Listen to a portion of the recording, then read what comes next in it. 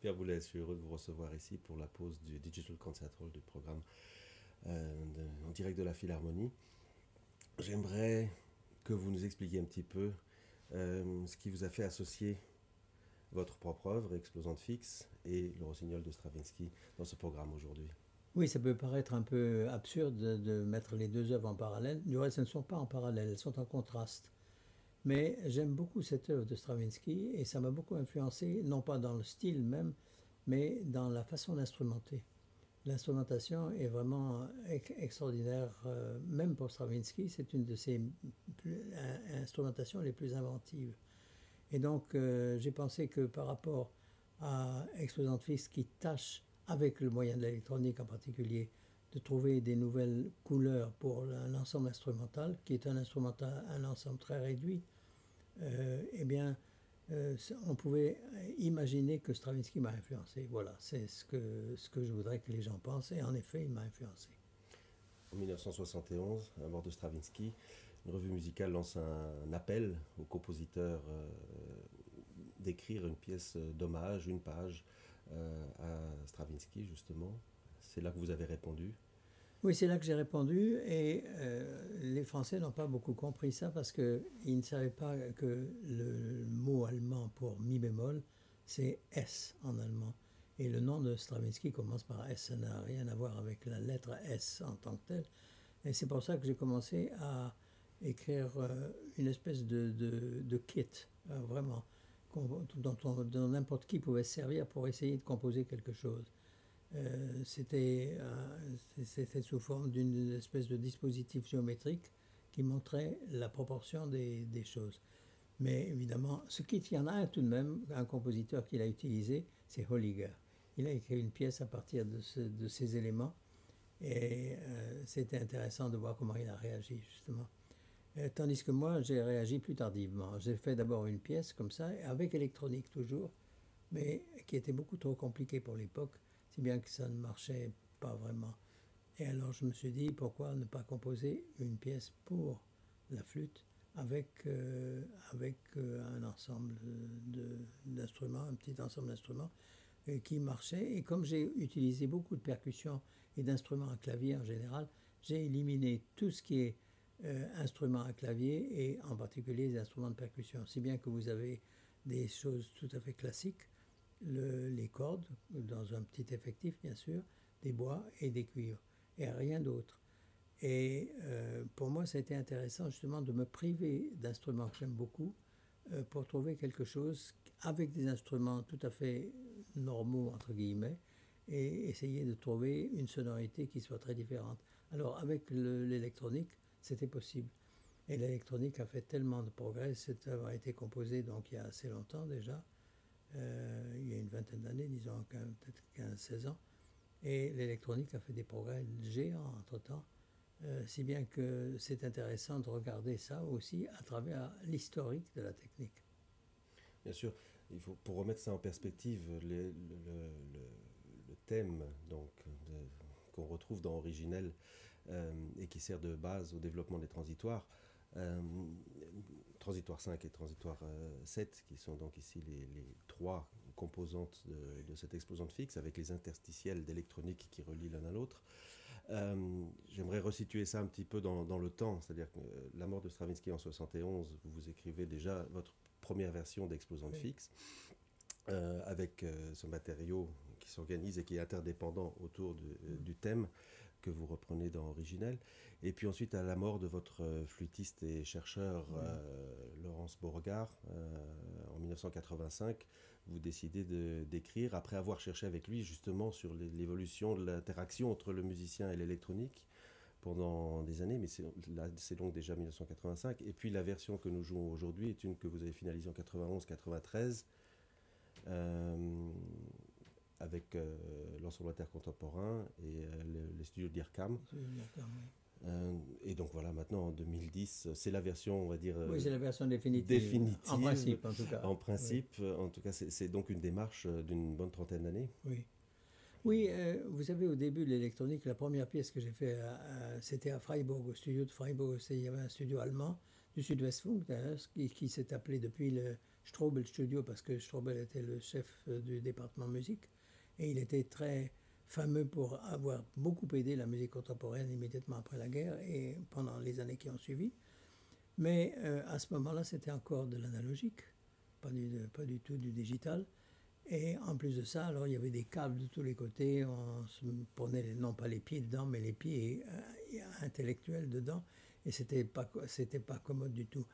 Et pour moi, tant que je n'ai pas eu un moyen d'utiliser l'ordinateur, je pensais que, surtout que à ce moment-là, j'étais très souvent aux États-Unis, puisque j'étais à New York, et j'ai fréquenté des gens de Bell Laboratories et qui m'ont fait voir ce que allait donner l'ordinateur. Quoique je n'ai pas deviné l'envahissement total, l'invasion totale de l'ordinateur dans le champ, disons, artistique, comme on l'a vu après.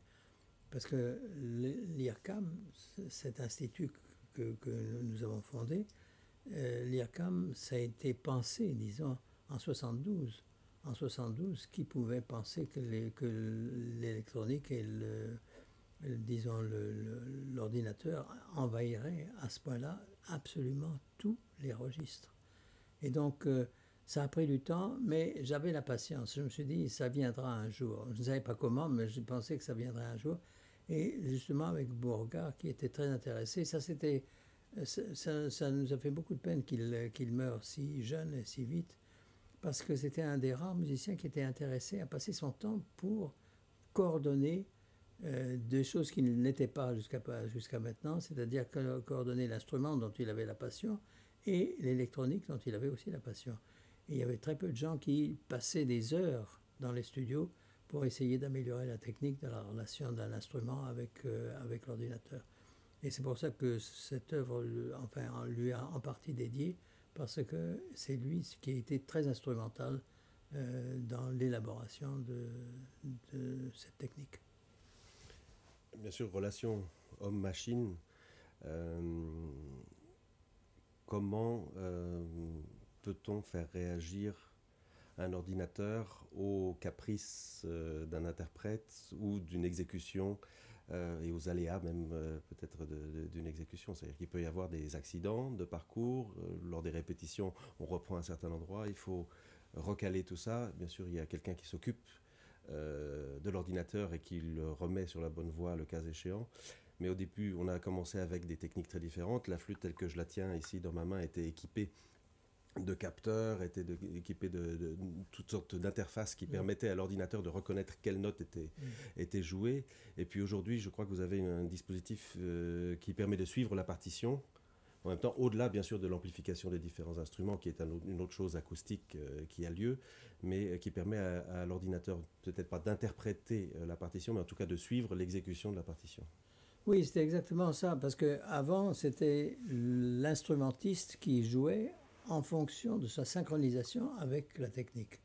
Ce qui faisait qu'il était pieds et poings liés à la technique. Il n'y avait pas moyen de faire un geste sans que ce geste doive être contrôlé par l'ordinateur. Alors maintenant, c'est exactement le rapport inverse.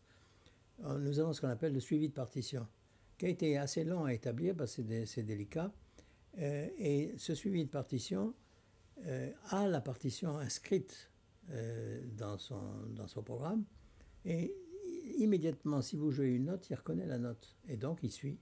Et si vous jouez la note suivante, il suit la note suivante. Si bien que ça ne dépend pas, par exemple, de votre tempo, de la synchronisation parfaite. C'est un texte qui est, disons, neutre et qui admet les informations que vous lui donnez. Donc, vous pouvez jouer plus lentement, plus vite. Vous pouvez organiser et utiliser ces paramètres comme une fonction de la composition. C'est différent à ce moment-là, c'est d'une autre complexité. Mais en principe, si vous avez du suivi de partition, l'ordinateur reconnaîtra immédiatement ce que vous jouez. Donc, il y a des cas, tout de même, c'est pas si simple que ça, naturellement. Si vous avez par exemple un trémolo sur 2 notes, bon, il ne va jamais savoir quelle note il faut suivre, parce que ces 2 notes sont pratiquement synchrones tout le temps. Et donc il hésitera, il va choisir à un moment donné une note, parce qu'elle paraîtra, par exemple, si un instrumentiste joue en dépit de lui-même, un accent plus fort sur une des notes, bon, l'ordinateur va suivre cette note-là. Mais il y a des moyens d'éviter ce genre de réaction. Si vous avez un trémolo, il suffit de l'interrompre par une petite note étrangère. Ah, une petite note étrangère, ça suffit, il reconnaît, il passe. Et il va plus loin. Donc, vous voyez, il y a des choses comme ça où on apprend à manœuvrer le suivi de partition. Et alors aussi, il y a la manœuvre à la main. C'est-à-dire que les techniciens sont là, et si par exemple il y a un programme qui ne marche pas, bon, on prend le suivant immédiatement et on fait ça en appuyant sur une touche. Quand le programme avance, on se dit voilà, c'est maintenant que l'ordinateur doit reconnaître le programme. Donc il y a encore, Dieu soit loué, quelque chose de très humain dans la faute que commet l'ordinateur ou qu'on a commis soi-même. Si par exemple vous n'avez pas joué les notes, si vous avez sauté à un tas de notes, si vous jouez de mémoire, bon, là il faut évidemment aussi rattraper, disons que sauter 4 ou 5 programmes par exemple. Bon, alors à ce moment-là, c'est le technicien qui le fait. Donc il y a un mélange de automatisme qui est de plus en plus sûr, mais un mélange quand même d'automatisme et de réaction humaine. Donc finalement, cette interface est encore en évolution permanente. Oui, j'imagine, oui. Et donc des chercheurs travaillent là-dessus. Il s'agit en fait, par des informations musicales, de déclencher la machine qui est en train de lire la partition. Oui, qui est en train de lire la partition et qui peut la modifier, justement, qui modifie le son, par exemple. Si à un moment donné, vous avez un accord, et cet accord doit être le déclencheur des transformations du son de tel ordre ou de tel ordre, bon, eh bien, ce déclenchement va se produire sur cet accord et pas sur un autre. Et donc, vous pouvez arranger, par exemple, des relations harmoniques entre un texte et l'ordinateur qui fait qu'à un moment donné, s'il y a un déclenchement, vous avez une partition qui est de la même harmonique, par exemple, que celle qui suit, qui va se déclencher, etc. Enfin, je ne vous décris pas toutes les possibilités, il y en a des millions, naturellement. Bien sûr. Donc, l'électronique peut intervenir en modifiant le son qui lui est proposé, mais peut également rajouter des informations qui sont pré-enregistrées, ou pré-programmées, ou pré-samplées. Oui, absolument. Absolument, c'est les deux choses qui sont différentes. Ou bien on modèle ou on modifie le son lui-même, ou bien on modifie la structure de la pensée musicale et on l'élargit.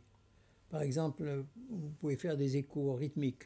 Vous frappez une note, vous avez des échos rythmiques, soit sur la même hauteur, soit par exemple sur des hauteurs modifiées. Si vous modifiez le spectre, par exemple, etc. Et donc, vous avez la possibilité, chaque note sera augmentée par une sorte d'écho rythmique, et ça vous donne quelque chose de tout à fait extraordinaire, parce que vous pouvez l'écouter, mais vous ne pouvez pas le faire. Ce sont des choses qui sont intéressantes dans le maniement entre l'acoustique ou l'ordinateur et le musicien, c'est qu'on peut faire des choses que le musicien est incapable de faire, mais tout à fait capable d'entendre. On entend à chaque fois qu'on a la chance et l'opportunité de travailler avec de l'électronique, ce qui n'arrive pas si souvent dans une salle de concert, puisqu'on fonctionne en mode acoustique normalement, mais on a déjà travaillé la Madone d'hiver avec Jonathan Harvey, ou par exemple avec Atlantis de Peter Edvosh aussi. Et là, on voit effectivement des sonorités très différentes selon le goût, selon les origines, selon le langage musical même du compositeur. J'ai pu remarquer depuis ma position sur scène, où je n'ai pas forcément une position privilégiée puisque je ne suis pas auditeur ni spectateur, mais une spatialisation par exemple avec des sonorités, des sortes de pizzicati qui tournent autour de l'espace sonore. Oui, on peut faire aussi, oui, parce que c'est une des choses aussi. Si vous avez un programme par exemple qui s'occupe de l'espace et de l'espace des notes selon une configuration donnée, ben oui, vous pouvez le faire très facilement. Vous n'avez pas besoin d'avoir des appareils ou changer des choses comme ça, tout est fait automatiquement. Et tout est sûr, en principe. Et par sécurité, on a 2 machines qui tournent. Oui, mais on fait ça avec des ordinateurs portables maintenant.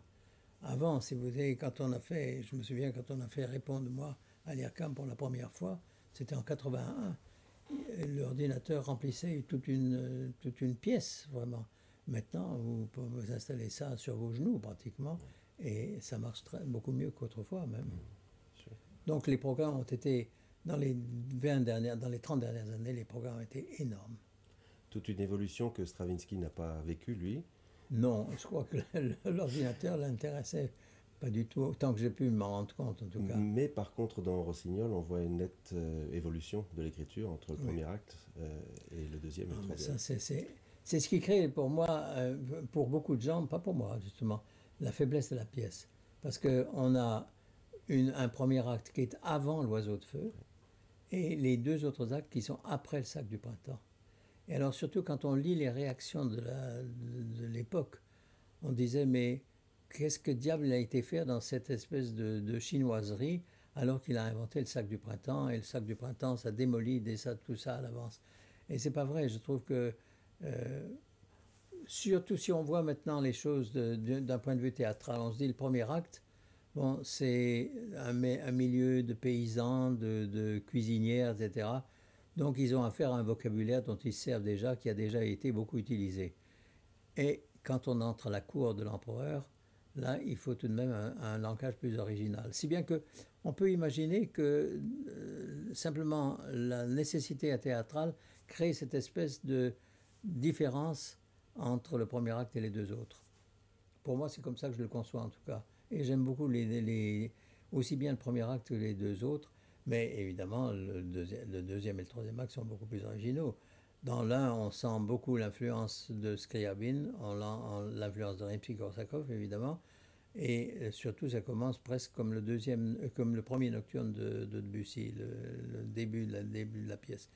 Bon, très bien, il faut accepter que quelqu'un ait des influences au départ, et comme disait Debussy, je crois que c'est Stravinsky qui reprend cette histoire de sa première rencontre avec Debussy après l'Oiseau de feu. Et alors, bien sûr, c'était très grand succès. C'est la première fois qu'on entendait le nom de Stravinsky. Et Debussy tempait à son enthousiasme en disant, vous savez, il faut bien toujours commencer par quelque chose. Sur ces belles phrases, je vous remercie beaucoup de nous avoir éclairés sur ce programme. Merci beaucoup Pierre Boulez et à bientôt j'espère. Merci de votre invitation.